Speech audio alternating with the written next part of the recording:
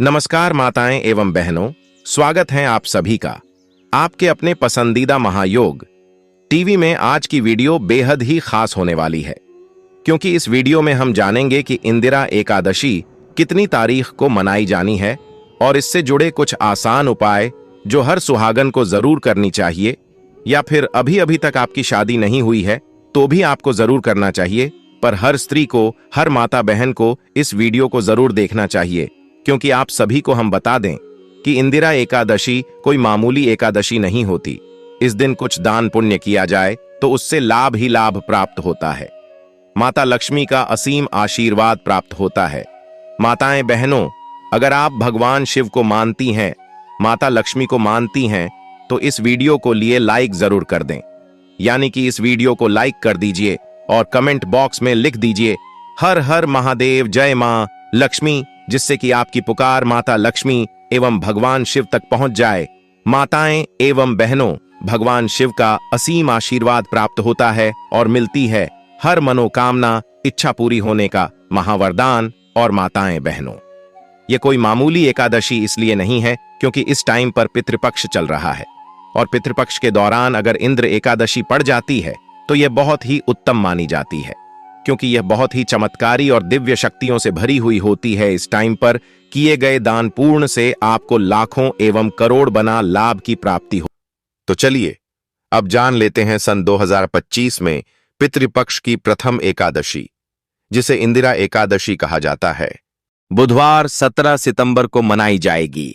इस दिन एकादशी तिथि की शुरुआत रात्रि के 12:21 पर होगी और यह तिथि पूरे दिन चलते हुए रात्रि के 11:39 तक रहेगी। इस दिन प्रातःकाल स्नान कर भगवान विष्णु की पूजा करना अत्यंत शुभ माना गया है। पूजा का उत्तम समय प्रातःकाल सूर्योदय के पश्चात से लेकर दोपहर 12 बजे तक है, जिसे शुभ मुहूर्त माना जाता है।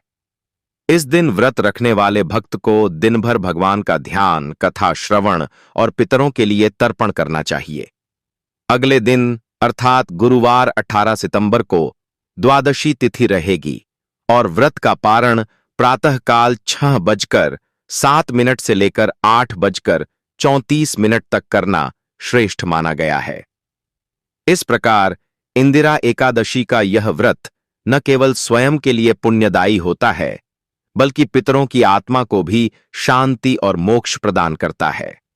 वास्तुशास्त्र भी कहते हैं कि शुभ मुहूर्त में किया गया काम हमेशा ही लाभ ही प्रदान करता है। इसलिए जो भी शुभ मुहूर्त है, आप उसी में पूजा पाठ करें, भगवान विष्णु का ध्यान करें और पिंडदान किया जाए तो पितरों को स्वर्ग की प्राप्ति होती है। यही कारण है कि इंदिरा एकादशी को पितरों की मुक्ति की द्वार कहा गया है। इस दिन का व्रत केवल एक साधारण धार्मिक अनुष्ठान नहीं है, बल्कि यह आत्मा और पूर्वजों के बीच के अटूट संबंध का प्रतीक है।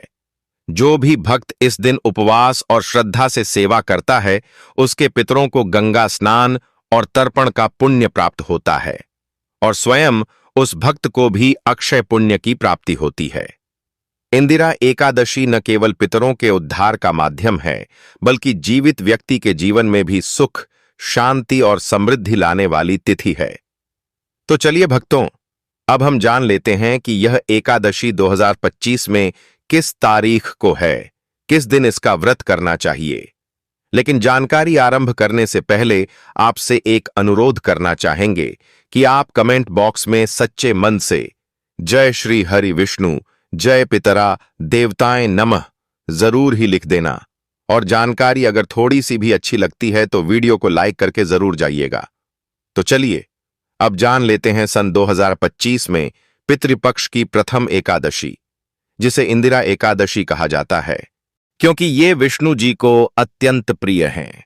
इसके बाद पूजा स्थल को गंगाजल छिड़ककर पवित्र करें और आसन पर पूर्व दिशा की ओर मुख करके बैठ जाएं।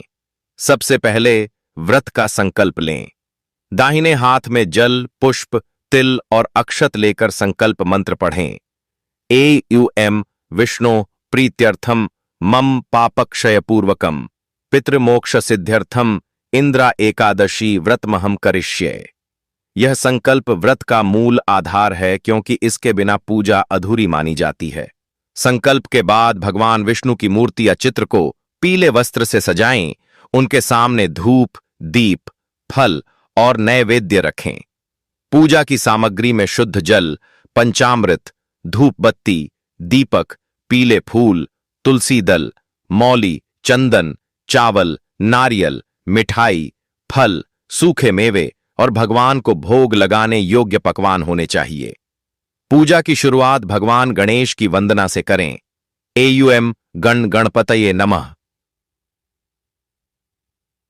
ताकि सभी विघ्न दूर हो जाएं।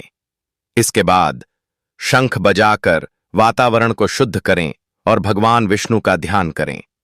अब भगवान को जल से आचमन कराएं और पंचामृत से स्नान कराएं। स्नान कराते समय मंत्र बोलें, एयुएम नमो भगवते वासुदेवाय नमः। फिर भगवान को पीले फूल और तुलसी दल अर्पित करें। तुलसी के बिना भगवान विष्णु की पूजा अधूरी मानी जाती है, इसलिए कम से कम 11 तुलसी पत्ते अर्पित अवश्य करें। दीप जलाते समय मंत्र पढ़ें, एयुएम दीप ज्योतिषे नमः। धूप अर्पित करते समय एयुएम धूपाय नमः। नैवेद्य चढ़ाते समय एयुएम अमृतोपस्तरणमसि स्वाहा। और अंत में भगवान की आरती करें तथा विष्णु सहस्रनाम या गीता के श्लोकों का पाठ करें। जो भक्त पूरे दिन विष्णु मंत्र एयुएम नमो नारायणाय या एयुएम नमो भगवते वासुदेवाय का जाप करता है, उसके जीवन से सभी क्लेश और बाधाएं दूर हो जाती हैं। अब भगवान विष्णु की पूजा के साथ साथ पितरों का तर्पण करना आवश्यक है, क्योंकि इंदिरा एकादशी विशेष रूप से पितृमोक्षदायिनी तिथि है। तर्पण के लिए दक्षिण दिशा की ओर मुख करके दाहिने हाथ से तिल, कुशा और जल अर्पित करें।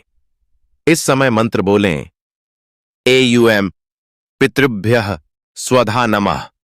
एयुएम मातामहेभ्यः स्वधा नमः।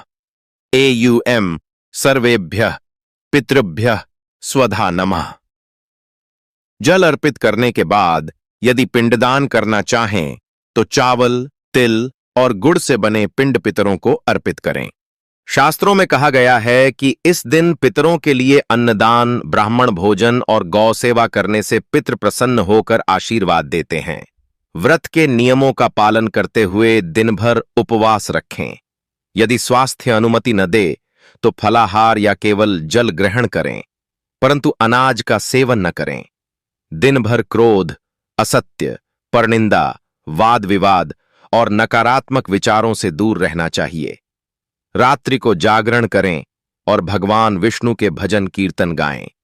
जो व्यक्ति पूरी श्रद्धा से इस व्रत का पालन करता है, उसके पितरों को दिव्य लोक की प्राप्ति होती है और उसके स्वयं के जीवन में भी सुख, समृद्धि और शांति आती है। अगले दिन द्वादशी को प्रातः काल स्नान कर पुनः भगवान विष्णु का पूजन करें और नियत समय पर व्रत का पारण करें। पारण के समय तुलसी जल और फल ग्रहण करके व्रत समाप्त करें तथा ब्राह्मण या साधु को भोजन करवाकर दान दक्षिणा अवश्य दें। शास्त्रों में इंदिरा एकादशी के दिन दान का बहुत बड़ा महत्व बताया गया है, क्योंकि इस दिन किया गया दान कई गुना फल देता है और सीधे पितरों को तृप्त करता है। विशेष रूप से इस तिथि पर धान का दान सर्वोत्तम माना गया है, क्योंकि धान अन्न का रूप है और अन्न को जीवन का आधार कहा गया है।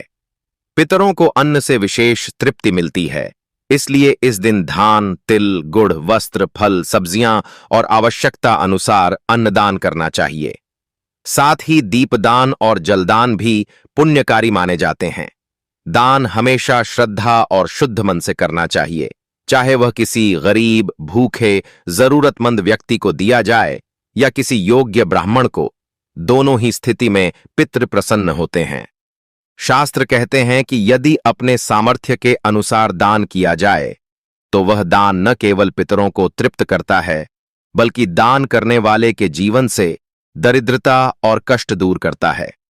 इसलिए इंदिरा एकादशी पर भोजन कराने, अन्न और धान दान करने, गौ सेवा करने और वस्त्र दान करने को सबसे श्रेष्ठ माना गया है। भक्तों, आपको जानकारी हम बता दें कि इस दिन खान पान को लेकर बाद विशेष ही महत्व बताया गया है। कुछ लोग जाने अनजाने में ऐसी वस्तु का सेवन कर देते हैं जिससे व्रत टूट जाता है, जिससे श्री हरि विष्णु तो क्रोधित होते ही है, साथ में आपके पितृ देवता भी आपसे रोस्ट हो जाते हैं। शास्त्रों के अनुसार इंदिरा एकादशी के दिन व्रतधारी को पूर्ण रूप से सात्विक रहना चाहिए, क्योंकि यह व्रत न केवल पापों का नाश करता है बल्कि पितरों की आत्मा को भी शांति प्रदान करता है। इस दिन स्त्री हो या पुरुष सभी को व्रत करना चाहिए और सात्विक आहार ही ग्रहण करना चाहिए। सात्विक आहार में फल, दूध, दही, मूंगफली, नारियल, सिंघाड़े का आटा, राजगिरा, आलू, शकरकंद, कुत्तू का आटा, शहद और ताजे फल का रस प्रमुख हैं। इनका सेवन करने से शरीर पवित्र रहता है और मन एकाग्र होकर पूजा पाठ में लग जाता है। वहीं इस दिन तामसिक और राजसिक भोजन जैसे प्याज, लहसुन, मांस, मछली, शराब, मसालेदार और तैलीय भोजन, चावल, गेहूं, दालें और अन्य अनाजों का सेवन पूरी तरह वर्जित माना गया है। इस दिन किसी भी प्रकार का मांसाहार, मद्यपान या नशीली वस्तु ग्रहण करना पितरों का अपमान माना जाता है। शास्त्रों के अनुसार सात्विक भोजन से शरीर और मन दोनों शुद्ध रहते हैं और पितृ तर्पण तथा विष्णु पूजा का पुण्य कई गुना बढ़ जाता है। इसलिए इंदिरा एकादशी पर सात्विक रहकर व्रत का पालन करना ही सर्वोत्तम आचरण है, जो स्वयं के लिए भी मंगलकारी है और पितरों की आत्मा के लिए भी मोक्षदायी और पुननग्गी बताया गया है।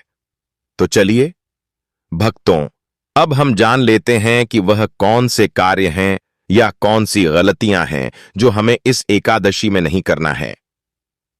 इंदिरा एकादशी का व्रत केवल एक साधारण उपवास नहीं है, बल्कि यह पितरों की तृप्ति और भगवान श्री हरि विष्णु की कृपा पाने का सबसे पावन दिन माना गया है।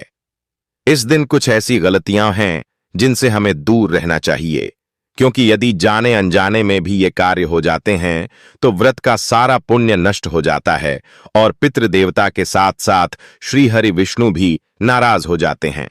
सबसे पहले तो इस दिन झूठ बोलना, कटु वचन कहना या किसी का अपमान करना बिल्कुल वर्जित है, क्योंकि यह व्रत सत्य और संयम पर आधारित है। इसी प्रकार तामसिक भोजन जैसे प्याज, लहसुन, मांस, शराब या नशीली वस्तुओं का सेवन करने से व्रत अपवित्र हो जाता है और इसका फल नहीं मिलता। कई लोग अज्ञानवश दिन भर सोते रहते हैं, पूजा पाठ नहीं करते या व्रत को आधे दिन में ही तोड़ देते हैं। यह बहुत बड़ी गलती है, क्योंकि एकादशी का व्रत तभी पूर्ण माना जाता है जब उसका पारण दूसरे दिन उचित समय पर किया जाए। इसी तरह क्रोध करना, झगड़ा करना या किसी से कलह करना भी इस दिन वर्जित है, क्योंकि ऐसा करने से मन अशांत हो जाता है और व्रत का महत्व नष्ट हो जाता है। इस पावन तिथि पर पितरों की तृप्ति के लिए दान पुण्य करना आवश्यक है। इसलिए यदि कोई ब्राह्मण, गौ माता या जरूरतमंद को अन्न, जल और वस्त्र नहीं देता तो उसका व्रत अधूरा रह जाता है। इसके अलावा किसी भी जीव को कष्ट देना, पशु पक्षियों को नुकसान पहुंचाना या उन पर अत्याचार करना भी इस दिन पाप की श्रेणी में आता है। शुद्धता का भी विशेष ध्यान रखना चाहिए, क्योंकि अशुद्ध वस्त्र पहनकर बिना स्नान किए या गंदगी में पूजा करने से भगवान प्रसन्न नहीं होते।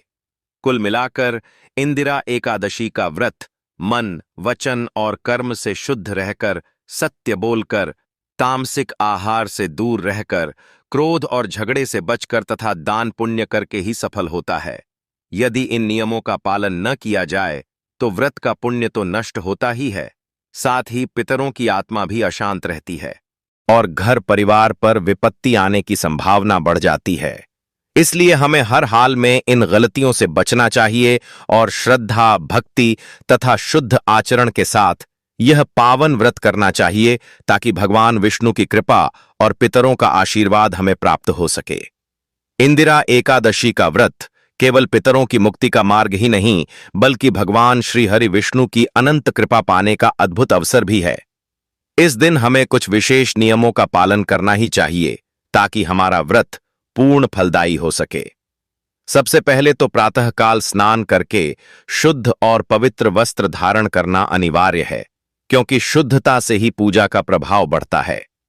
इसके बाद भगवान विष्णु की मूर्ति या चित्र के सामने दीपक जलाकर, धूप फूल अर्पित करके और तुलसी दल चढ़ाकर श्रद्धा से पूजा करनी चाहिए। इस दिन श्रीहरि का नाम स्मरण, मंत्र जप, गीता पाठ और विष्णु सहस्त्र नाम का पाठ करना अत्यंत शुभ माना गया है। इंदिरा एकादशी पितृपक्ष में आती है, इसलिए पितरों की आत्मा की शांति के लिए जल तर्पण करना और उनके नाम पर ब्राह्मण, गौ माता या जरूरतमंदों को भोजन और दान अवश्य देना चाहिए। इस दिन व्रतधारी को तामसिक भोजन से दूर रहकर केवल सात्विक आहार ही लेना चाहिए, और वह भी एकादशी के नियम अनुसार। व्रत को सफल बनाने के लिए दिन भर भक्तिभाव से समय व्यतीत करें, क्रोध और आलस्य से बचें और अधिक से अधिक भगवान विष्णु के नाम का कीर्तन करें। एक और विशेष नियम यह है कि व्रत को बीच में न तोड़ा जाए, बल्कि अगले दिन द्वादशी के पारण मुहूर्त में ही फलाहार या अन्न ग्रहण किया जाए। यदि इन नियमों का पालन किया जाए तो भगवान विष्णु की कृपा से न केवल पितरों की आत्मा को शांति मिलती है, बल्कि घर परिवार में सुख समृद्धि और उन्नति भी आती है। यही कारण है कि कहा गया है, जो इंदिरा एकादशी का व्रत सच्चे मन से करता है वह स्वर्ग और मोक्ष दोनों का अधिकारी बनता है। भक्तों, इंदिरा एकादशी के दिन गौ सेवा का महत्व वेद पुराणों में विशेष रूप से बताया गया है। कहा जाता है कि जिस घर परिवार में गौ सेवा होती है वहां पितृदोष नहीं टिकता और भगवान श्रीहरि विष्णु तथा माता लक्ष्मी का आशीर्वाद सदैव बना रहता है। इस पावन तिथि पर यदि हम श्रद्धा भाव से गौ माता को हरा चारा, ताजी घास या गेहूं चना खिलाते हैं तो हमारे पितरों की आत्मा तृप्त होकर आशीर्वाद देती है। विशेषकर गुड़ और आटे से बने हुए लड्डू या रोटी पर घी लगाकर गौ माता को खिलाना अत्यंत शुभ माना गया है, क्योंकि यह न केवल गौ माता को प्रिय है बल्कि पितरों को भी संतोष प्रदान करता है।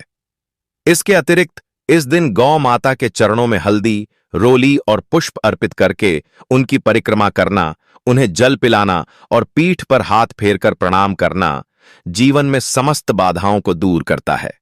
शास्त्रों में कहा गया है कि गौ माता के शरीर में समस्त देवताओं का वास है, इसलिए इंदिरा एकादशी के दिन गौ सेवा करना वास्तव में समस्त देवताओं की सेवा के समान है।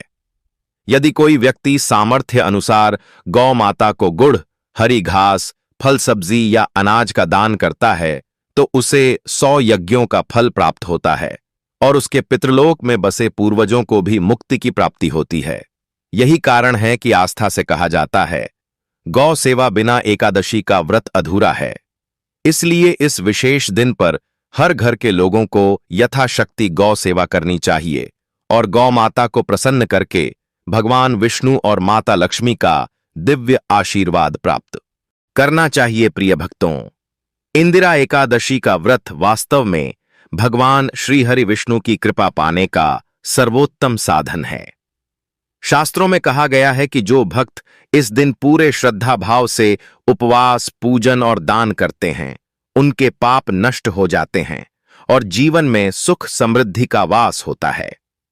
इस तिथि का एक और विशेष महत्व यह है कि पितृपक्ष में आने वाली इंदिरा एकादशी पितरों की आत्मा को तृप्त करने और उन्हें मोक्ष दिलाने का अद्वितीय अवसर देती है। जब हम अपने पितरों के लिए तर्पण, दान और सेवा करते हैं तो वे प्रसन्न होकर हमें आशीर्वाद देते हैं और हमारे घर परिवार में शांति और समृद्धि का संचार होता है। इसलिए भक्तों, इस एकादशी पर भगवान विष्णु की पूजा और पितृ देवताओं की सेवा दोनों का संतुलन बनाए रखना आवश्यक। शास्त्र में पितृपक्ष में आने वाली एकादशी का महत्व बताते हुए कुछ विशेष उपाय भी बताए गए हैं।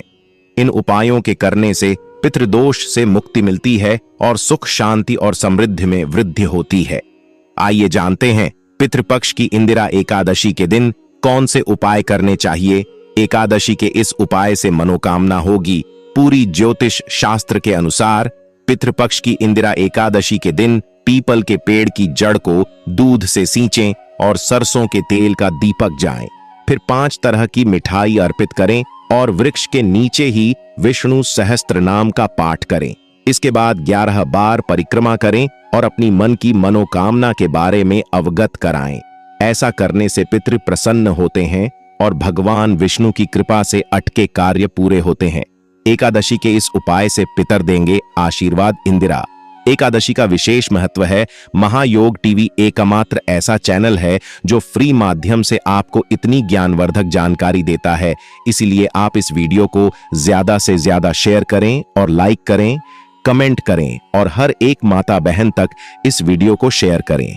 और इस दिन पूरे मन से व्रत रखकर पितरों के नाम का दान, तर्पण और ब्राह्मण भोज कराएं और शाम के समय दक्षिण दिशा में दीपक जलाएं।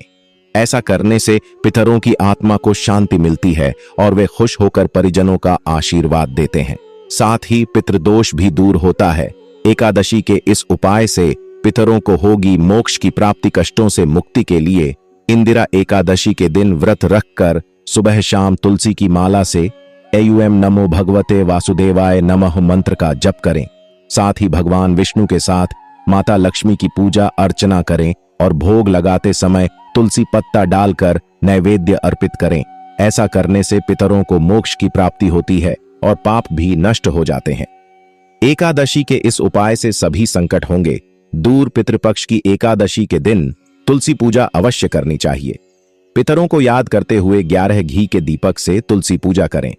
इसके बाद तुलसी के पास बैठकर ही इंदिरा एकादशी की व्रत कथा सुनें या पढ़ें। इसके बाद शाम के समय घर के मेन गेट के दोनों ओर दीपक रखें।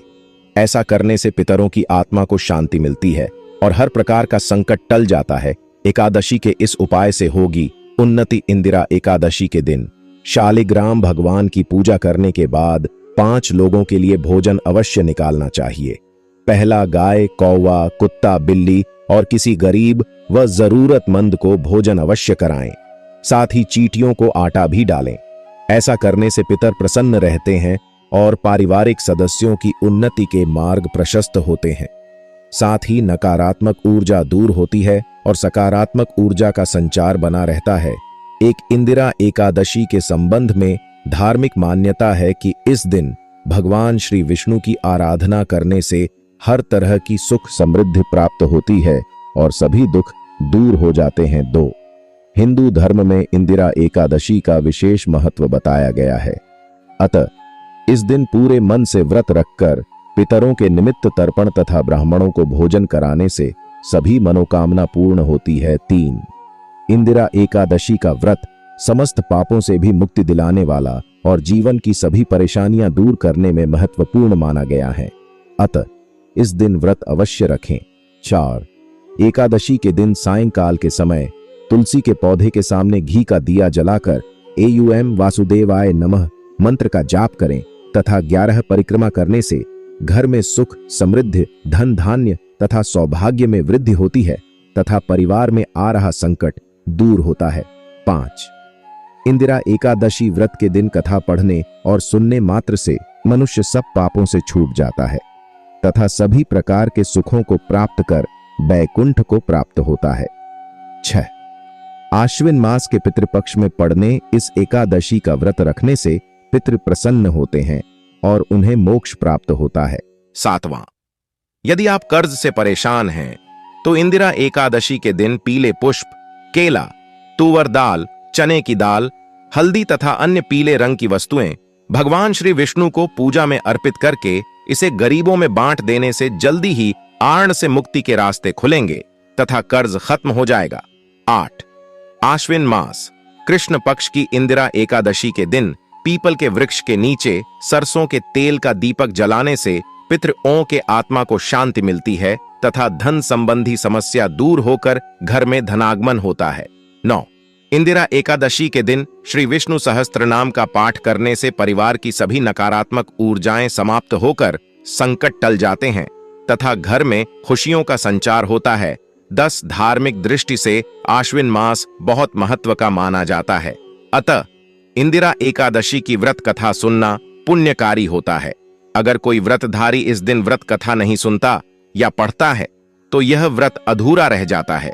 अतः कथा वाचन अवश्य करें। 11 पूर्वज को प्रसन्न करने हेतु इंदिरा एकादशी के दिन ब्राह्मण भोजन कराने से पितृ खुश होकर परिवारजनों को आशीर्वाद देते हैं तथा पितृदोष भी दूर हो जाता है। माताएं बहनों, आप सभी को हमने जितने भी उपाय बताए हैं उनमें से आप कुछ ऐसे उपाय हैं जो आप जरूर ही कर सकती हैं। यानी कि सभी उपायों को आप नहीं कर पाती हैं तो कोई बात नहीं, पर आप कुछ उपाय को जरूर कर लें, इससे आपको लाभ ही लाभ होता है। माता लक्ष्मी का आशीर्वाद आप पर होता है, भगवान शिव का आप पर आशीर्वाद होता है। आपकी हर मनोकामना इच्छा एक दिन में ही पूरी हो जाती है, इसलिए आप इन उपायों को जरूर करें। जिस इन उपायों से आपको लाभ ही लाभ होगा, भगवान सभी देवी देवताओं की कृपा होगी और आपकी मनोकामना इच्छा भी पूरी हो जाएगी। और महायुद्ध टीवी चैनल की वीडियो को लाइक जरूर कर दे दीजिए और हर एक माता बहन के पास इस वीडियो को भेजें, जिससे कि वह भी इस वीडियो से लाभ उठा सके। धन्यवाद माताएं एवं बहनों वीडियो देखने के लिए।